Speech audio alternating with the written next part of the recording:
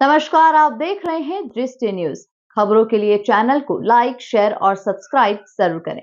युग प्रवर्तक महर्षि स्वामी दयानंद सरस्वती की 200वीं जयंती के उपलक्ष्य में प्रधानमंत्री के नेतृत्व में ज्ञान ज्योति पर्व का शुभारंभ 12 फरवरी 2023 को किया गया था।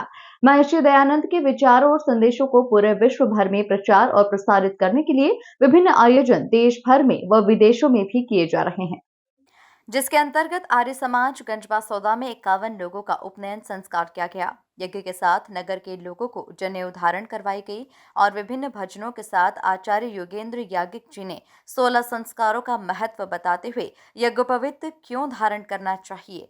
हमारी संस्कृति और सनातन धर्म की मुख्य 3 पहचान है, छोटी जनेऊ और तिलक। इन तीनों चीजों का धार्मिक, आध्यात्मिक और वैज्ञानिक विशेषताओं पर प्रवचन के दौरान कहा कि जब से हमने छोटी जनेऊ और तिलक को त्याग दिया है, वेदों का स्वाध्याय करना छोड़ दिया है, तब से सनातन धर्म और संस्कृति के मूलभूत सिद्धांतों का लोप होने लगा है।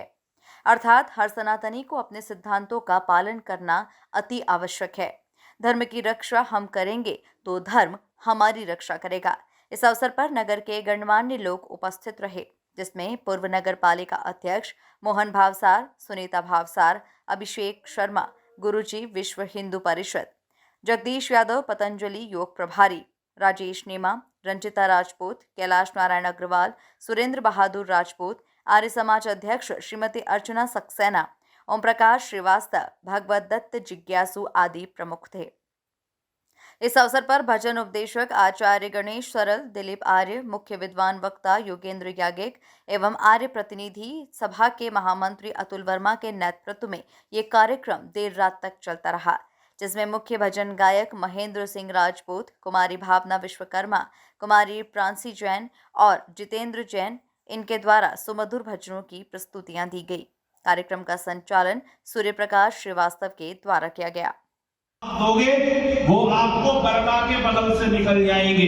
इसीलिए तो हमारे यहाँ कह दिया गया था, जितने बड़े लोग हैं सबके पास जनेऊ होता था। हमारा दुर्भाग्य देखिए, आज हिंदू या सनातन परंपरा का हमारे पास ऐसी कौन सी चीज है जिसको दिखा करके हम ये कह सकते हैं कि जी हमारे पास में ये है। मतलब विचित्रता आप देखिए, जो हमारे शास्त्र में लिखा वो काम हम करने को तैयार नहीं, जो काम हमारे महापुरुषों ने किया वो वाला काम हम करने को तैयार नहीं।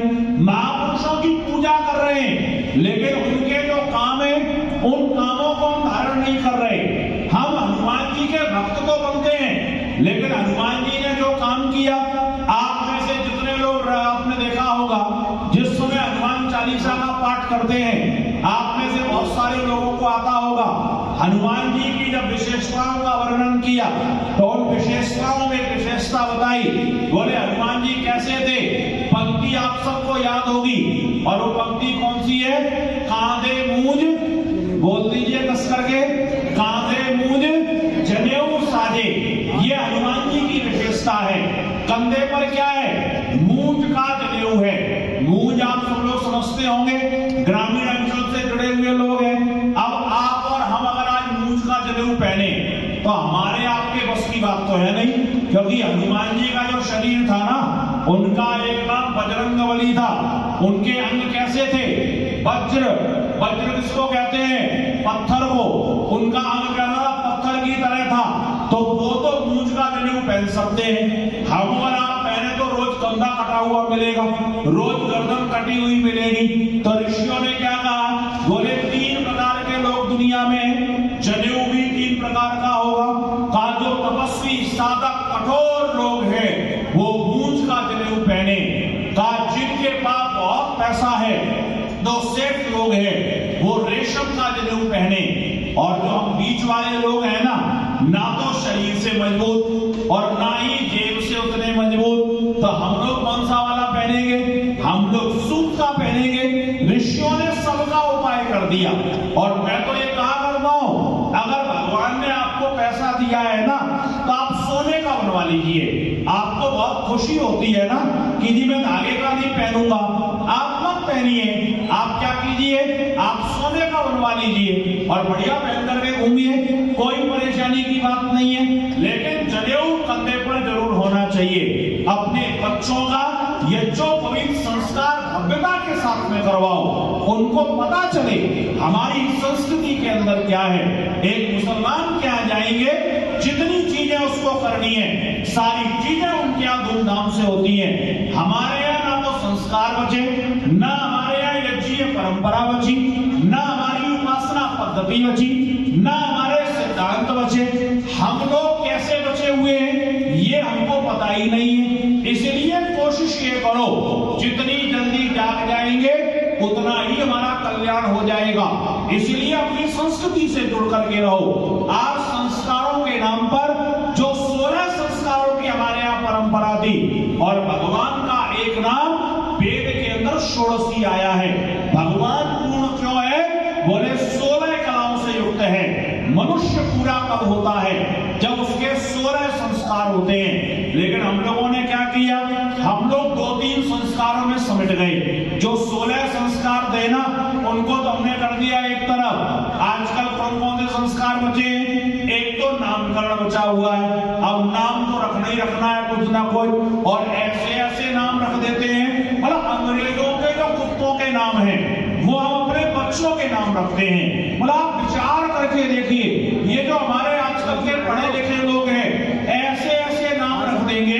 वो कहेंगे, उनसे पूछो जिसका अर्थ क्या होता है? बोले जी अर्थ पता नहीं क्या होता है, हमने तो नेट पर खोजा था और नाम आ गया।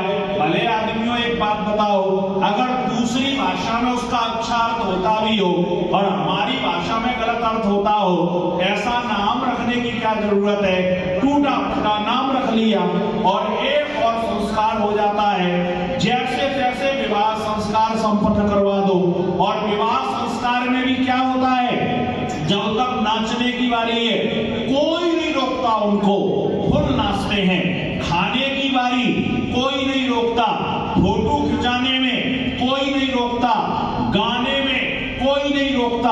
और जैसे ही फेरे का टाइम आता है ना, तो घर का एक बूढ़ा सा हिलता डुलता सा उठेगा, कहेगा पंडित जी एक काम करो, जल्दी जल्दी फेरे करवा दो, शादी के बहुत सारे काम बचे हुए हैं। कोई उस पागल आदमी से पूछ के देखे, क्या यहाँ नाचने आए थे